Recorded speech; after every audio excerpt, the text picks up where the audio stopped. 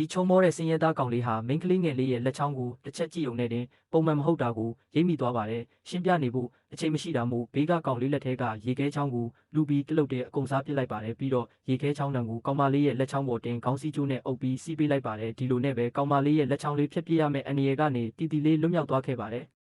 အဲ့ဒီအချိန်မှာပဲကောင်မလေးရဲ့အဖေကအိမ်ပြန်ဖို့လှမ်းခေါ်ပါတယ်ပတ်ဟုံးကသူတို့ကိုဆေးရုံကိုတော့မဖြစ်မနေသွားဖို့မှားလိုက်ပါသေးတယ်အဲ့ဒီနောက်အဖေဖြစ်သူကသမီးကိုခေါ်ပြီးဆေးရုံကိုရောက်လာခဲ့ပါတယ်ဆရာဝန်ကကောင်မလေးလက်ကချက်စီးထားတာကိုမြင်တော့တော်တော်လေးအံ့ဩသွားပါတယ်ပြီးတော့မျက်နှာချင်းဆိုင်ကနတ်စမကိုသူတို့ကိုတမ်းမှန်ရိုက်ဖို့ခေါ်သွားပေးဖို့ပြောပေမဲ့နတ်စမကတော့သူမအားဘူးဆိုပြီးလမ်းညွှန်ယုံပဲညွှန်ပြပေးလိုက်ပါတယ်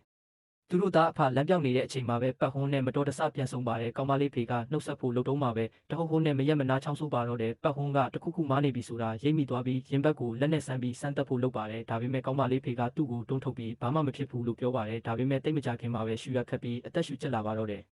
သမီးဖြစ်သူကဆရာဝန်တွေကိုအပြေးလော့အကူအညီတောင်းပေမဲ့ကတ်ဆိုးချင်တော့အဲ့ဒီအချိန်မှာအပြင်မှာရင်တိုက်မှုအကြီးအကျယ်ဖြစ်ပွားခဲ့ပါတယ်လူနာတွေအများကြီးဆေးရုံကိုရောက်လာတာမို့ဆရာဝန်နဲ့ nurse တွေအားလုံးအလုပ်ရှုပ်နေကြပြီးဘယ်သူမှသူတို့ကိုလှည့်မကြည့်နိုင်ကြပါဘူးအဖေဖြစ်သူဝေဒနာခံစားနေရတာကိုမြင်တော့ကောင်းမလေးမှာစိုးရိမ်ကြီးနဲ့အားကိုးရမယ်ဖြစ်ပြီးအော်ဟစ်ငိုယိုမိပါတော့တယ်ဆရာဝန်တွေကတော့ဆက်ပြီးအလုပ်ရှုပ်နေကြတော့မှာပဲဒါတွေအားလုံးကိုရေတန့်ဘူးလိုက်ပို့နေတဲ့ပတ်ဟုံးကမြင်သွားပါတယ်ကောင်မလေးကထပ်ပြီးအော်ဟစ်အကူအညီတောင်းတဲ့အခါကျမှစိတ်ကောင်းရှိတဲ့ဆရာဝန်မလေးတယောက်ရောက်လာပြီးစစ်ဆေးပေးပါတယ်ကောင်မလေးရဲ့လက်ချောင်းကတော့စိုးရိမ်စရာမရှိတော့ကြောင်းပြောပေမဲ့စမ်းတက်လို့တော့မပြီးသေးခင်မှာပဲမျက်နှာချင်းဆိုင်ကအဓိကကုသပေးနေတဲ့ဆရာဝန်ကြီးကလှမ်းခေါ်တာကြောင့်အကူအညီသွားပေးရပြန်ပါတယ်ဒါကြောင့်ဆရာဝန်မလေးကသူ့လုပ်ဖို့ကင်ဖက်ကိုကောင်မလေးဖေကိုခေါ်ပြီးရင်ဘတ်တက်မှာအန်သွားရိုက်ဖို့လွှဲပေးခဲ့ပါတယ်ပတ်ဟုံးကတော့အဲ့ဒီဆရာဝန်ကိုစိတ်မချတာနဲ့နောက်ကနေပဲလိုက်သွားခဲ့ပါတယ်ဒါပေမဲ့ဓာတ်လီကားထဲရောက်မှာပဲကောင်မလေးအဖေကရုတ်တရက်သတိလစ်လဲကျသွားတာကြောင့်နှစ်ယောက်သားအလင်းအမြန်ပဲဓာတ်လီကားအပြင်ကိုတွဲထုတ်ခဲ့ရပါတယ်ဆရာဝန်လည်းလမ်းဖြတ်သွားပြီးအရေးပေါ်ကယ်ဆယ်ရေးကိရိယာတွေတွားယူပါတယ်အဲ့ဒီအချိန်မှာပတ်ဟုံးကလူနာရင်ဘတ်ပေါ်ကိုသူ့လက်ပြန်တင်လိုက်တဲ့တပြိုင်နက်လူနာရဲ့နှလုံးခုန်တုံးပုံရိပ်လွှာဟာပတ်ဟုံးရဲ့အုံနောက်ထဲမှာကွင်းကွင်းကွက်ကွက်ပေါ်လာပါတော့တယ်အဲ့ဒီနောက်ရောက်လာတဲ့ဆရာဝန်ကပတ်ဟုံးကိုတွန်းထုတ်ပြီးအသက်ရှူပိုက်ထည့်ရုံနဲ့ရပြီလို့ထင်မှတ်နေခဲ့ပါတယ်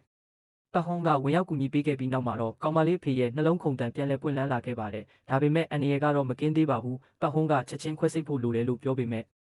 ဒီခွဲစိတ်မှုကိုဘယ်သူကလုပ်မှာလဲ။အဓိကခွဲစိတ်ဆရာဝန်တွေအားလုံးကတခြားလူနာတွေကိုအရေးပေါ်ကယ်ဆယ်နေကြတာပါ။အဲ့ဒီအချိန်မှာပဲအထက်ကနတ်စမကအခုချက်ချင်းခွဲစိတ်မှုမလုပ်ရင်အသက်အန္တရာယ်ရှိတယ်လို့လှမ်းပြောပါတယ်။ကောင်မလေးဟာသူ့အဖေကမိမိကိုခွဲခွာသွားတော့မယ်ဆိုတာသိသွားပြီးပတ်ဟုံးကိုပဲခွဲစိတ်ပေးဖို့တောင်းဆိုပါတော့တယ်။ပတ်ဟုံးလက်ထွက်မှာကောင်မလေးကသူ့ကိုအတင်းဆွဲထားခဲ့ပါတယ်။